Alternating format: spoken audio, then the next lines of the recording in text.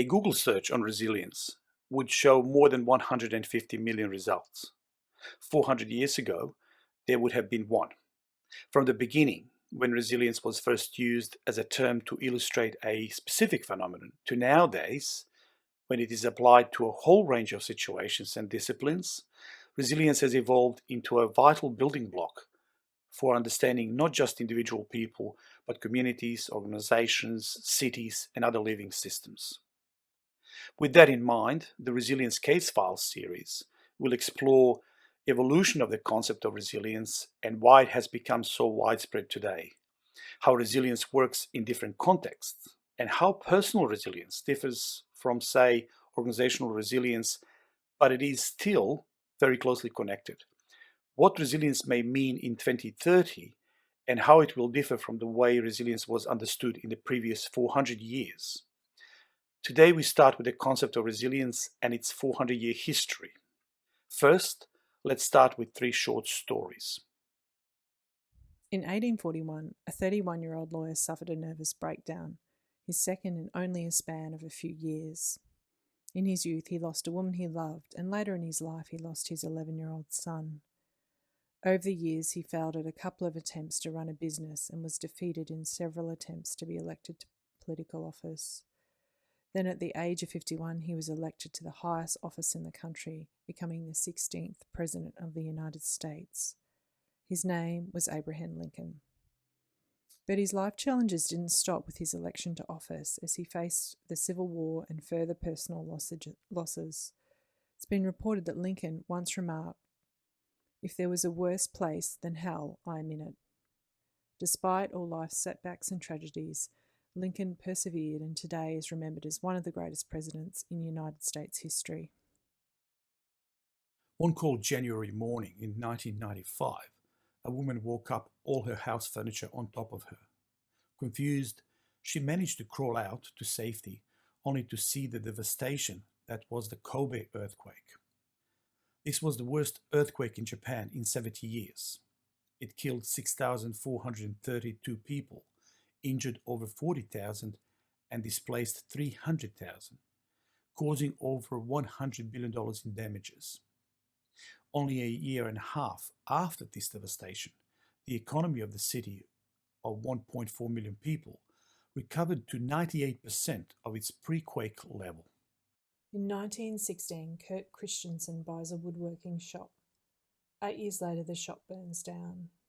Kirk rebuilds the shop only to face the Greater Depression in the 1930s, causing losses that force him to switch production to a new product, wooden toys under the new name Lego.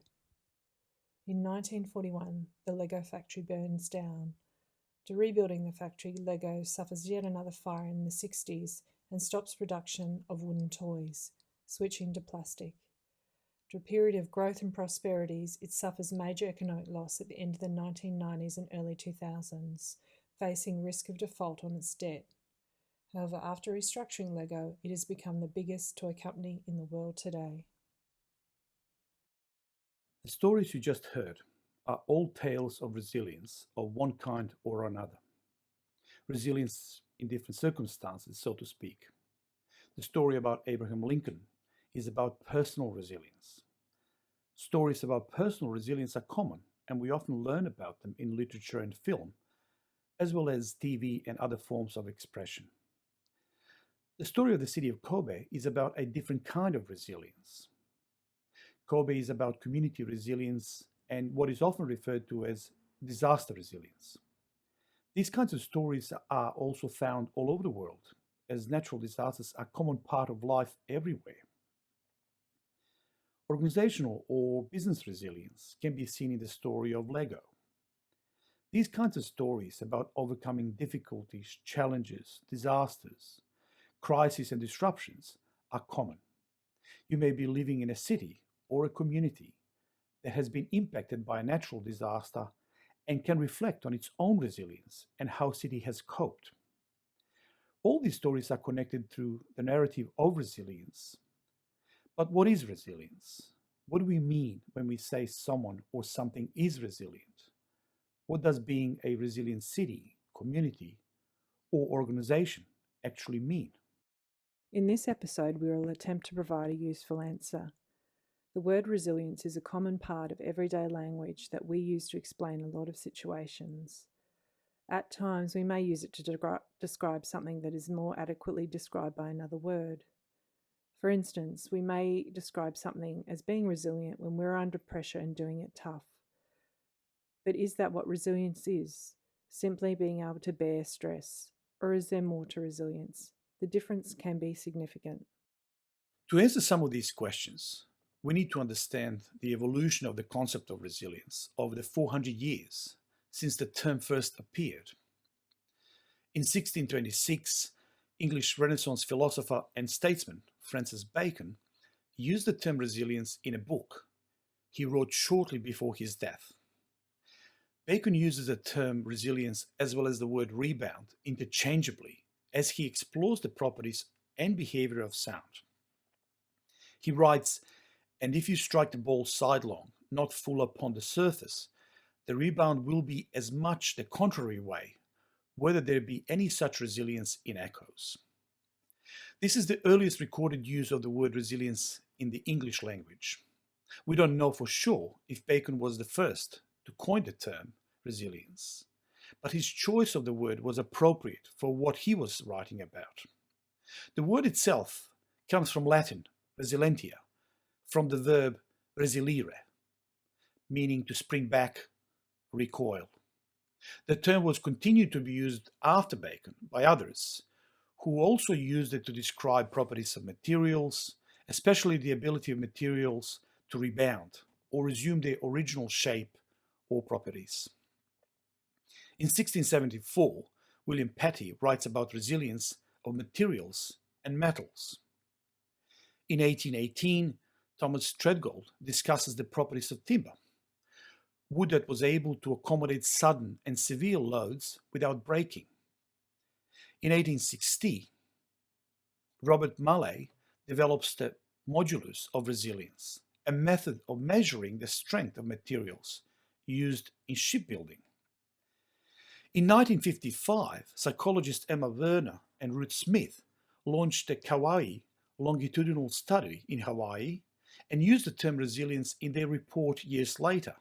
The study focused on children's resilience to a variety of life difficulties. Over the following decades, the field grows further with other studies such as Project Competence by Norman Garmezi, who has been called the grandfather of resilience theory by the New York Times Magazine. In 1973, Crawford Holling writes a paper about ecological resilience. In 1980s, we see emergence of organizational resilience. In 2000 onwards, we see emergence of disaster resilience concepts. Today, we hear about all forms of resilience: cyber resilience, city resilience, urban resilience, etc. Explosion of the usage of the term resilience across disciplines is interesting for a number of reasons. First, it shows us that resilience as a concept, a construct, and a tool used in one area can be equally useful in other areas, in particular when it has been shown to be successfully applied as strategy in dealing with major shocks. For example, the engineering and construction professions have benefited greatly from better understanding of the resilience of materials, enabling them to construct things to be more durable and perform better. This is a good example of cross-disciplinary borrowing. The second and perhaps more important thing is that resilience has become a more relevant concept to various disciplines as a response to the fact that disturbances, disruptions, stresses, and major crises can have a bigger impact in globally connected world. Global connectedness that enables communication, sharing of ideas, knowledge, goods and services, creation of communities and partnerships is also the same kind of vehicle that enables transfer of risks and vulnerabilities. This is very important to note because resilience, or the ability to rebound from any disturbance, as it were, is dependent on skills we develop and strategies we adopt. Having the right strategy and skills is not possible unless we understand the vulnerabilities and risk which are directly linked to global connectedness. For instance, in March 2013, a huge earthquake 130 kilometers east of Sendai in the Pacific Ocean triggered a tsunami which caused the Fukushima nuclear plant failure. The event killed nearly 20,000 people and caused major health, environmental, and economic damage. This event also disrupted ports, further impacting on the transport of goods internationally. It also disrupted global technology supply chains. A number of major car manufacturers had to stop production at factories throughout Europe and the US due to the lack of parts from factories in Japan. These kinds of events are increasingly common. They are complex because they have a knock-on effect.